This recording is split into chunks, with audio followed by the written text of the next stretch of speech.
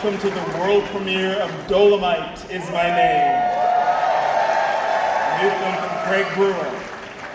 My name is Cameron Bailey. I'm the artistic director and the co-head here at TIFF. I'm so glad to see you all tonight. I am so tempted to just swear and just curse because I want to get you in the mood. This movie is directed by Craig Brewer, who was raised in Memphis, Tennessee, studied playwriting at the American Conservatory Theater in San Francisco, directed a movie called The Poor and the Hungry in 2000, and then one you might have heard of called Hustle and Flow in 2005. Won the Audience Award at Sundance. He made Black Snake Moan in 2006 and Footloose. This is his latest film, and it is an incredible ride. It's the story of Rudy Ray Moore. Made those Dolemite movies in the 1970s. It is about the language and the style and the music and the whole vibe of that era, which of course dates way back. There's a long history to the Dozens and the Signifying Monkey and all of that goes all the way back to West Africa. But this is the style of the 1970s, and they have found a genius to star in this movie. Eddie Murphy.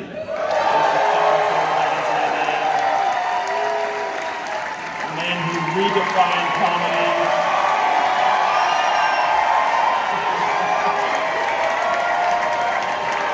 We do want to show you the movie as well.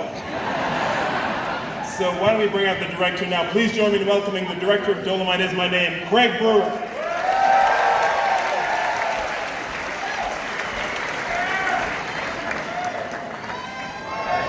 Hey everybody.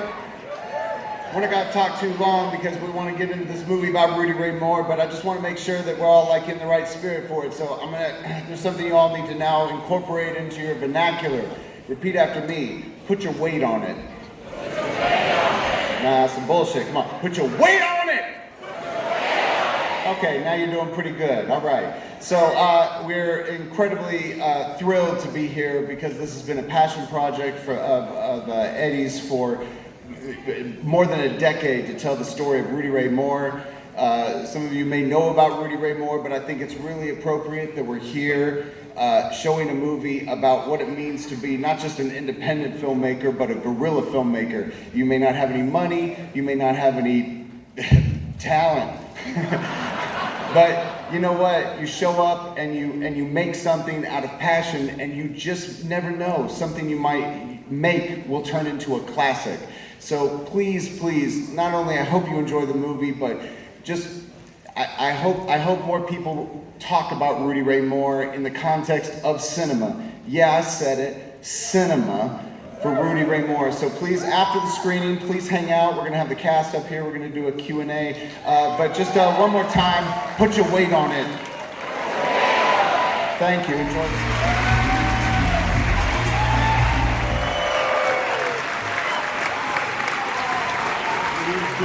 Welcoming costume designer Rudy Carter, Scott Alexander, Larry Karaszewski, Tituss Burgess, Craig Robinson, Mike Epps, Randolph, Keegan-Michael, Wesley Snipes, Director Craig Brewer, and Eddie Murphy.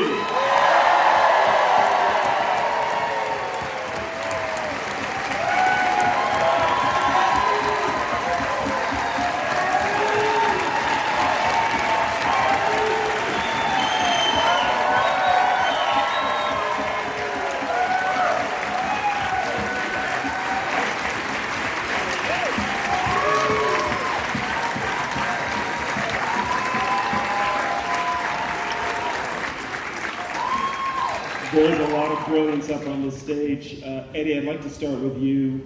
I believe this is your first time at this film festival, and we haven't seen enough of you. I'm so glad that you're back. I want to ask you,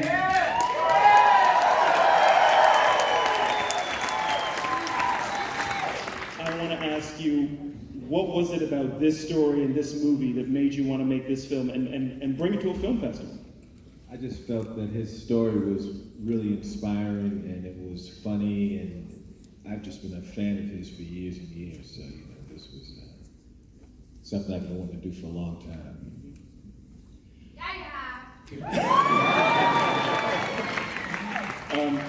Craig, let me go to you.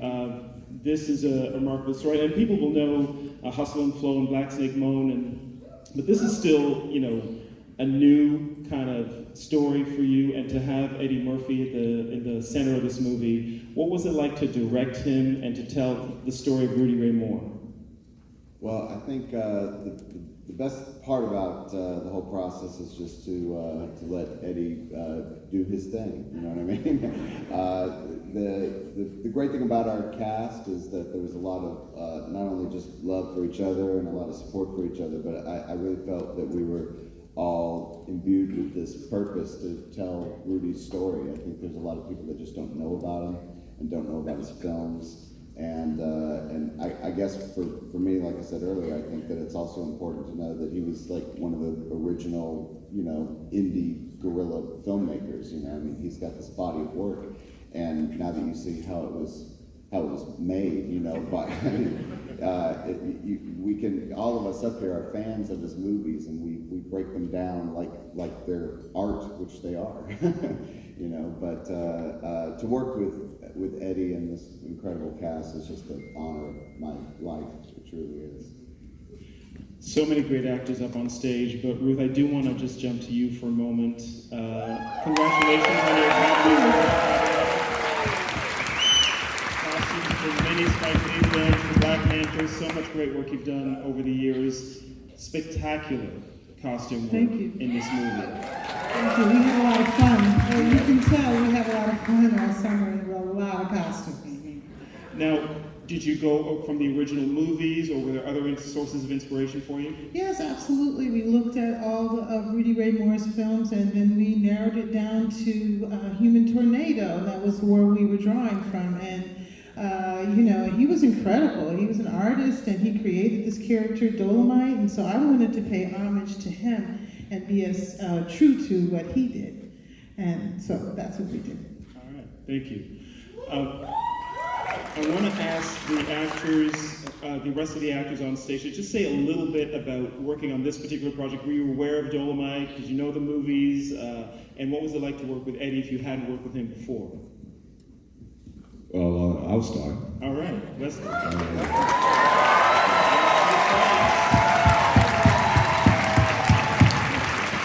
Yes, ma'am. Well, let me say how wonderful it was to work with Eddie Murphy. It was more wonderful working with me, but I'm telling you, I love working with Eddie Murphy, baby.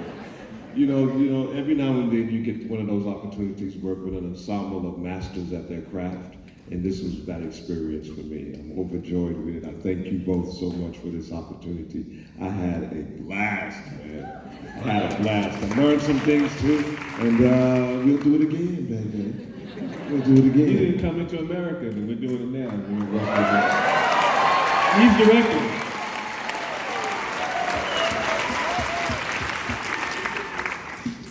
Keegan, anyone else? Yes. Yeah.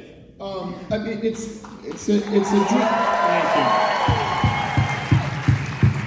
you. It's a dream come true. It's a dream you didn't know you had that came true. For me, in particular, I was like, oh, if I go back to talk to my 14-year-old self right now and go, you're going to get to make a movie with your hero. Eddie's my hero. Eddie is responsible for my comic stylings and techniques. A lot of what inspired me to do what I do on camera and on stage is because of this man. And so, yes, we should just clap all night for him. Why don't we just do that? Let's just sit here and clap till our hands bleed. But the word that Craig used, which was imbued, the whole process was imbued with an enthusiasm and a buoyancy to tell the story of this man who was the definition of perseverance. And it was amazing. It was just an absolute amazing thing. An amazing experience. And I think that I feel that we did his spirit proud. I really did, yeah.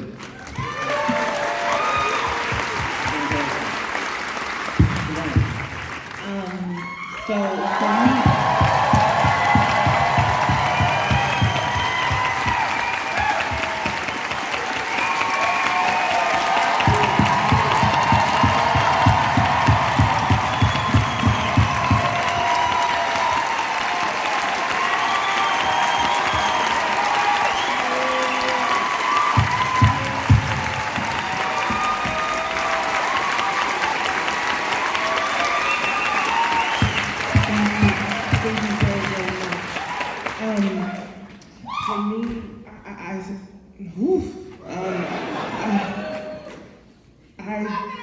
thank you. For me, coming to the table, it was just really important that I did the work, you know, so the audition process was quite rigorous. At one point, I remember Craig was like, okay, listen, so she's got a party album. I need you to memorize 2 minutes of it, full costume, in her dialect, go, see you in 2 days. And I was like, okay, all right. But the beautiful thing is that I'm so grateful for the whole process because it was everything that I needed. So when it came time to show up to work, I felt as though I was meant to be there. Like it was okay for me to be there. I did what I needed to do, and I'm just so grateful. Half this stuff up here, I'm not even acting. Half of the stuff is like my life paralleling right alongside of, you know, Lady Reed, and that green dress scene, I'm not acting, that's me genuinely thanking this man from the bottom of my heart for allowing me to be in this movie, to look the way I do, and to be on this screen. That means a lot. That means a lot. So I just want to thank every single one of you for giving me a chance and for being there for me and being so supportive. These men are amazing, so amazing, and they just held me up and were some of the kindest people I've ever had a chance to meet. So thank you.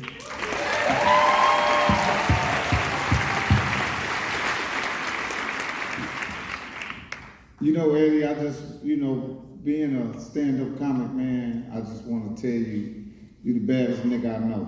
You know what I'm saying? Being a stand-up comic, man, and watching you as a kid on Saturday Night Live, you know, it's an honor and a thrill to work with the best man in the business, man, and I just want to thank you once again, Craig. I want to thank you for giving me an opportunity to be in the movie. I'd like to thank Wesley, Snipes, Keegan, Craig, Tituss. The writers did such a great job. I just want to thank you, man. Thank you again, man. I appreciate it. Love you,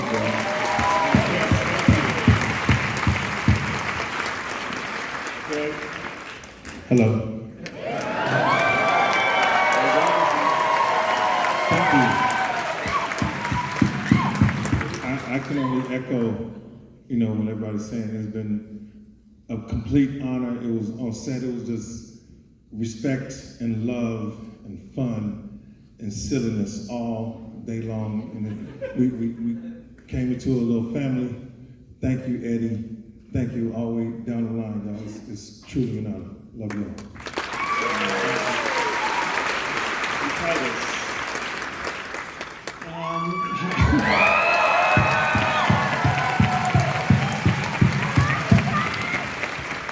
There's a phrase that says, never meet your icons or the people you look up to, and I can say 100% certainty that is not true. And that you, Eddie, were the most generous teacher. And you extended such a beautiful collaborative energy to all of us. And I learned so much, and I'm so deeply grateful for you letting me be in this movie. So thank you so much. Yeah, man.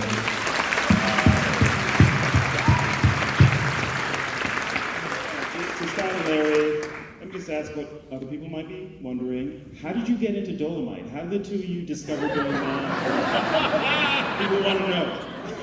Pretty early on, we found a compilation of movie trailers on VHS right after college, and we used to watch the Human Tornado trailer over and over and over, obsessively. It's the craziest 3 minutes you will ever see in your life. And we were just obsessed with Rudy, and for one of Larry's birthdays, I actually drove out to the video company offices to buy him a copy of Dolemite, because I didn't actually know how to get in the store. So I just showed up at the door and was like, I love this guy, let's get some Dolemite action. And we were just obsessed about it, and we've been a part of this project for a long time. About 16 years ago, we got a phone call saying that Eddie Murphy wanted to meet with us. And we drove out to the office, and we came in, and Eddie just started like doing lines from a movie we wrote called Ed Wood, and he talked about how much he loved Ed Wood, and then he looked at us and said like, you know what? Do you know who Rudy Ray Moore is? And we're like, fuck yes, we know who Rudy Ray Moore is. And it was like, that's almost all he had to say. We're like, yes, absolutely, 100%. So the three of us actually got a hold of the real Rudy Ray Moore. And we sat down with Rudy Ray Moore and we talked to him. We sort of spent the afternoon with Rudy, and he was telling us stories and what he would like his life story to be represented as. Right. But unfortunately, 16 years ago, we couldn't get any regular studio to give a fuck about it. And so we all went our separate ways, and then Rudy died, and we felt terrible because we kind of made a promise to Rudy that we would write his life story. And then a couple years ago, we did something called The People vs. O.J. Simpson, and it was a big sensation. And we realized we could probably sneak in a passion project, and we contacted through John Davis, the producer. John Fox. We contacted Eddie again, saying, "You want to get the band back together and actually make it this time?" And Eddie was like, "Yes, yes, yes." And we went to Netflix, and Netflix, bought it in the room. Yeah. Thank you, Netflix. Thank you, Netflix.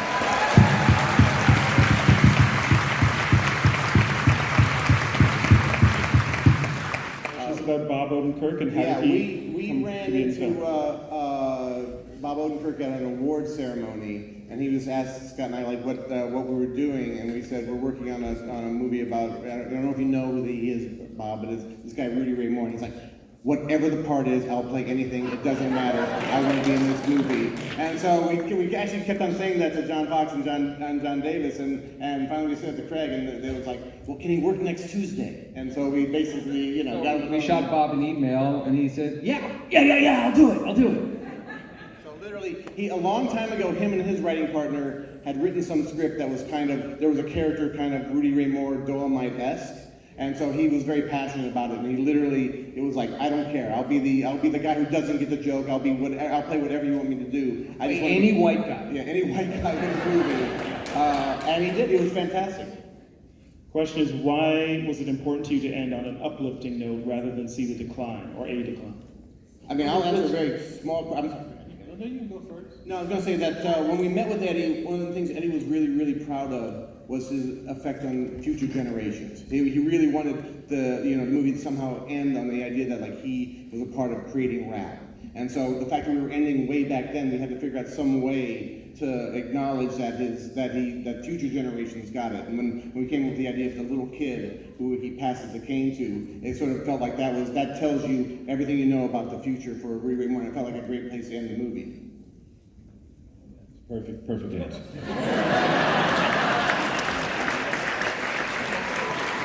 That's it? All right. We're going to have to end it there, unfortunately, so I'm just going to ask you to please join me in fanning this. Hey, Cephas Jones, too. Ron's not here tonight, and he was great in the movie, Ron Cephas Jones.